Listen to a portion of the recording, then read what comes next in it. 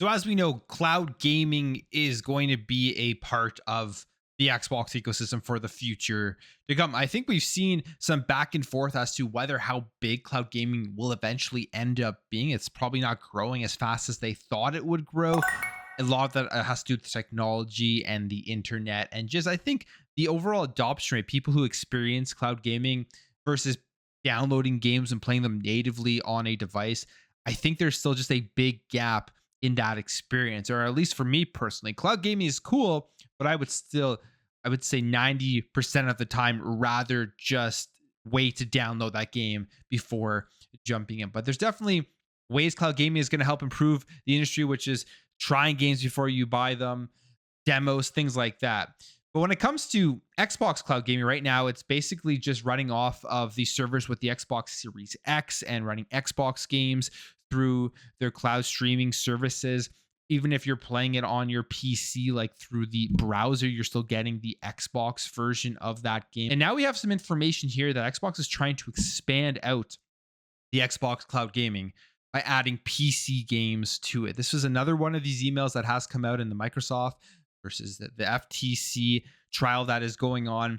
And I'll just go through the email because there's actually a lot of stuff here. I'll go through some of the main stuff that is said here. First of all, this was kicked off by Satya Nadella, who emailed Phil Spencer, Kareem Chowdhury, who is the head of cloud gaming at Microsoft, and Sarah Bond, the head of the creator experience, back in July of 2021, talking about Google Stadia and saying that rumors emerged of Google turning Stadia into a white label cloud gaming service for developers to run their games on. And here is what he says.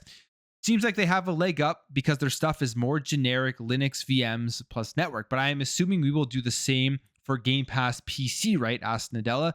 Spencer was quick to respond just over an hour after that to give the thoughts on where Stadia was going and what Microsoft's plan was. The funny thing is, we know what happened to Stadia. It closed down. It was an absolute failure of a service. They abandoned it right away just because it hadn't been taking off. There wasn't enough content on there. Obviously, the subscriber base wasn't big enough. It wasn't growing fast enough, and they went ahead and abandoned the service. Google has a massive graveyard of things that they always just abandon when they don't work out, or they look at the future of it and they see the return on investment just isn't there, and they could probably use their resources and put it into other places. Now, here is what Phil Spencer says. He says, Google has the ability to reuse their Linux cloud hardware. And yes, as we stream PC native games from an Azure GPU SKU, we would have more reuse scenarios to recoup the costs. And then the head of Xbox Cloud Gaming, what's his name here? Kareem Chowdhury, the head of cloud gaming at Microsoft, says, Phil is correct. Sarah Bond and I, in partnership with Jason Zander teams, are driving a suitable Azure SKU as part of a series that will serve the customer demand we see externally for IaaS, which stands for Infrastructure as a Service. And it says, and to run our xCloud PC streaming stack. And part of the Azure SKU that we would love to see what that is was actually redacted in the document, but they say here it's clear Microsoft was working on streaming PC games over the cloud in July of 2021. And what's funny about this is, as we know, the major competitor to Xbox now isn't Google Stadia. It is companies like Nvidia GeForce Now and potentially Amazon Luna in the future. And we know that they've gone ahead and made deals with a company like Nvidia GeForce Now. So they're kind of getting ahead of that, working together with them by being able to still make money off of licensing their first party titles to Nvidia GeForce Now. So even if people use that service for PC streaming more so than Xbox Cloud Gaming, they're still going to be making some money with it. Now, there is some hints here that Microsoft may be getting closer to bringing over more PC games or running PC games on their cloud. It says earlier this year, Microsoft dropped some more hints about PC games being available on Xbox Cloud Gaming. British mobile network EE signed a 10-year deal with Microsoft to bring Xbox PC games to EE customers, but EE doesn't currently offer a streaming service. It's possible EE is building out a service, but it's more likely that Microsoft is closer with its Azure service to stream PC games. Microsoft has been openly testing mouse and keyboard support for Xbox Cloud Gaming, but only for Xbox console games so far. And again, that's another one of those 10-year deals. But it's true. I mean, you go on to Xbox Cloud Game right now, like I was trying Starfield. you still have to have a controller connected to play that game if you're on your PC via the cloud, if you are in the browser. And I was thinking, jumping in, just not realizing that they are all Xbox versions of these games. I think, oh, I could just use my mouse and keyboard, but no, I had to connect a controller to jump in and try the game itself. So we will see if this is something that they continuously will want to expand upon, which is their cloud gaming services, and whether they want to bring over more PC games or have a SKU for PC games running on the cloud. So you get the PC version. One of the reasons they probably stick with the Xbox version is just so that the experience is essentially the same or as close to being the same across their entire ecosystem, unless you've built up a just extremely powerful PC where you get the best version, the best way to run these games in terms of performance, graphics, fidelity, and FPS and stuff like that. But if they have the Xbox version and you're playing on your mobile device and then you go back to your Xbox, you're going to have the same experience. That's probably what they were thinking about right now.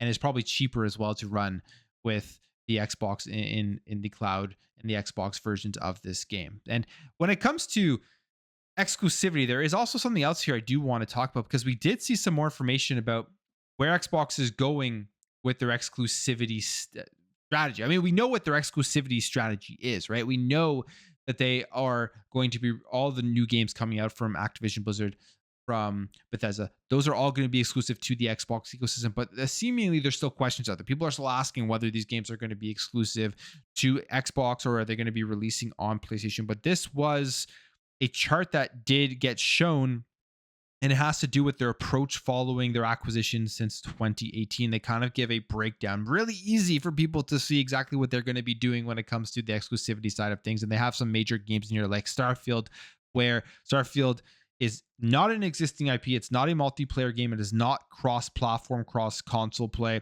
and it did not release on PlayStation. So that is specifically doesn't check off any of the boxes. But when it comes to the big one here, Elder Scrolls 6, or I mean, Starfield's massive too, of course, but the next massive game, Elder Scrolls 6, people are still going to be asking questions all the way up until we see some gameplay and it gets that official reveal at the Xbox and Bethesda showcase, where they probably slap exclusive on the marketing of it. People are going to still be asking whether this game is coming to PlayStation. And I think right here, I mean, we know the answer to this, but we have to talk about it because they, again, here put it in their list. Elder Scrolls 6, an existing IP, yes.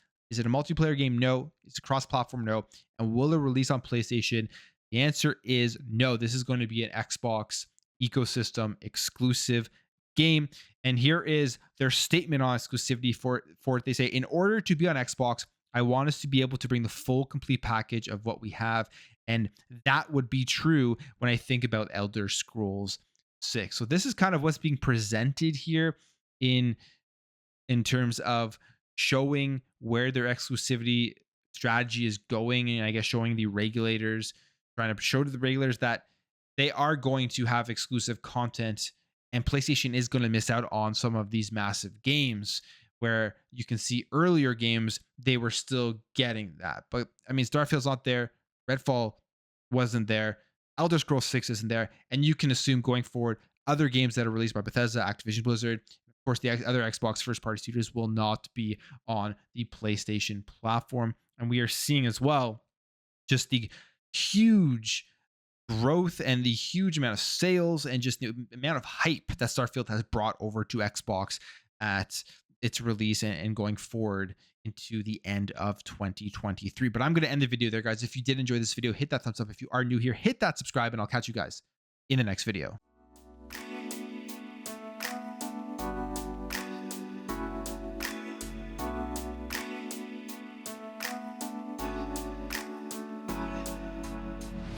Bye.